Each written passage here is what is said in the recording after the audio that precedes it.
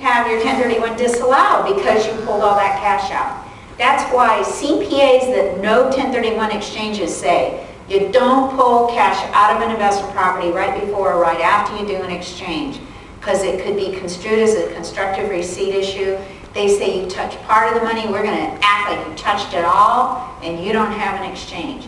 So if you're going to pull, somebody's going to pull cash out, do it a year or two before you sell. Don't wait till you, that's why I'm saying your clients come up with these ideas right at the last minute. I had a client call me, he said, I'm going to pull 100 grand out of this exchange I have going with you. And in the same breath, he told me he owned 4 other properties. I said, why don't you go get the 100 grand from one of those other properties, close your exchange, refi the replacement property, and pay the other one. Because if you pull it, you can pull cash out, but if you do, you're going to pay capital gains tax on it. So if you don't want to do that, then don't pull the cash out when you do the exchange. Wait, pull cash out of the replacement property later. So, and people say, well, I'm going to add my son. We're going to add our son on the replacement property. No, you can't do that. Say you sell for $800,000, you got to balance your exchange and buy for $800,000 if you don't want to pay any capital gains tax. Now, if you buy for $1.6 million, your son could own an undivided half, or anybody else could own an undivided half, and you own an undivided half, but you've got to balance your exchange. So remember, again, remind your client to talk to their tax preparer about any tax consequences. It's imperative. So moving along here, what time? Okay. Constructive receipt, getting cash out. Like kind, we went over that. You know, I say on the replacement property, they need to, on the replacement property, they need to put a loan on the new property equal to the balance of the loan on the old property, or more, but they can only borrow more if they buy up.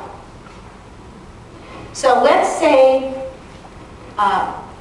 somebody sells for $800,000. They paid $200,000 for this little rental house, and they sold it for $8,000. So they have $600,000 in gain.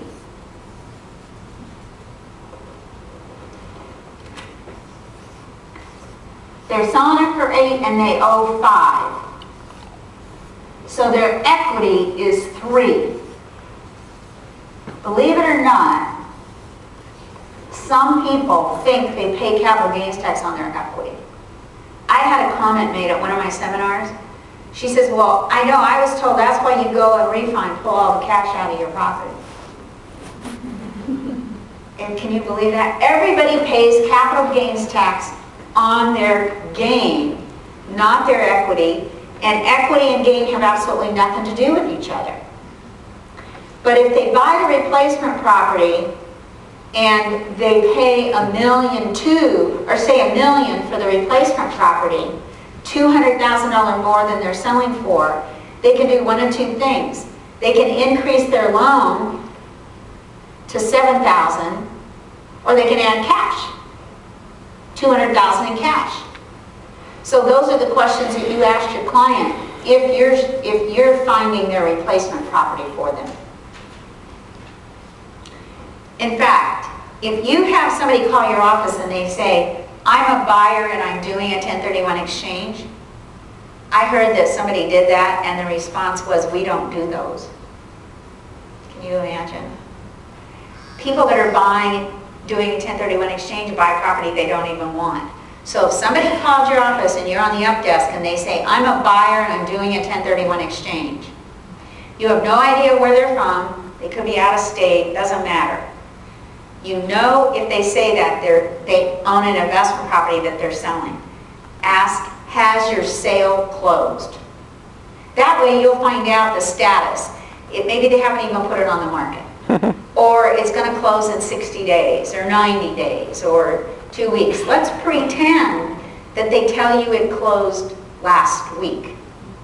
Now what do you know? They have no time, right?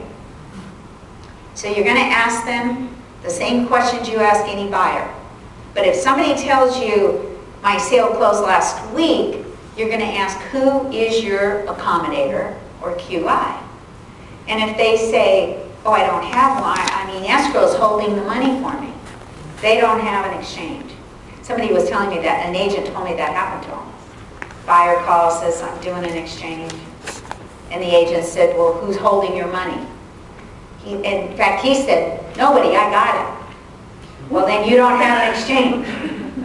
You can't do an exchange. Which is pretty sad, isn't it? Because when he listed his property for sale, his agent should have talked to him about it. So let's say you say, okay, let's go look at properties. What do you want? A single family dwelling, a townhouse, a condo, what do you want? What price range?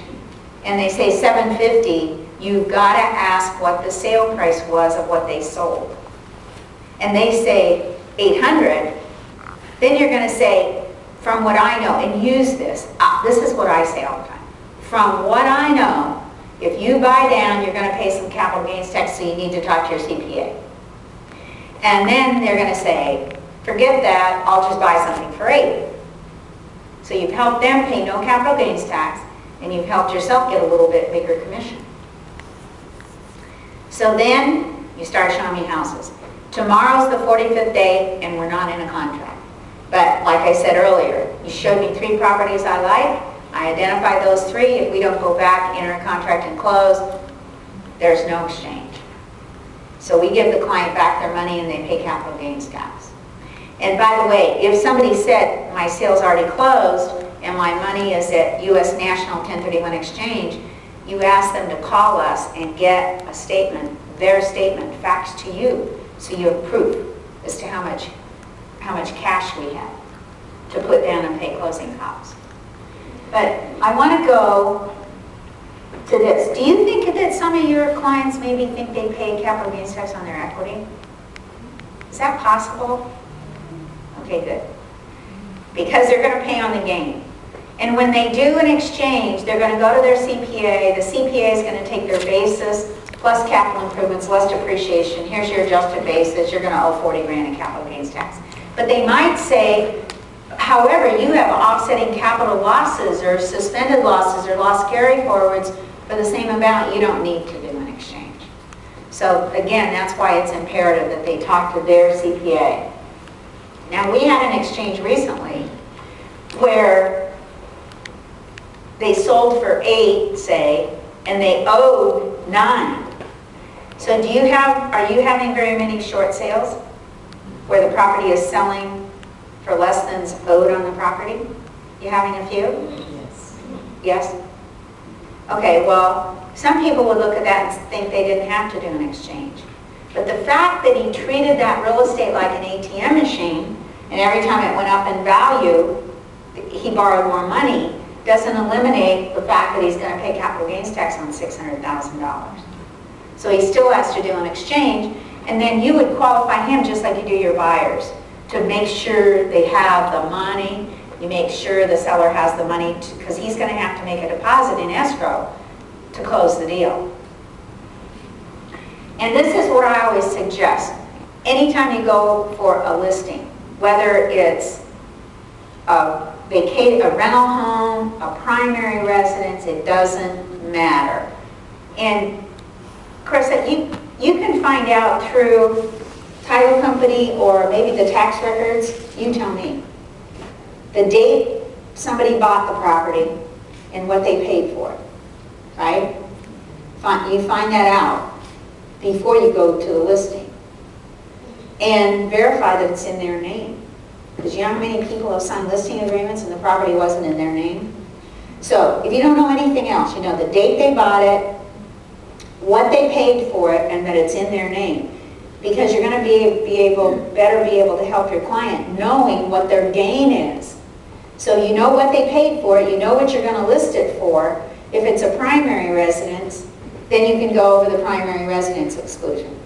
If you think it's a rental property, then ask. Do you report this property on your tax return as an investment property? If they say yes, are you planning on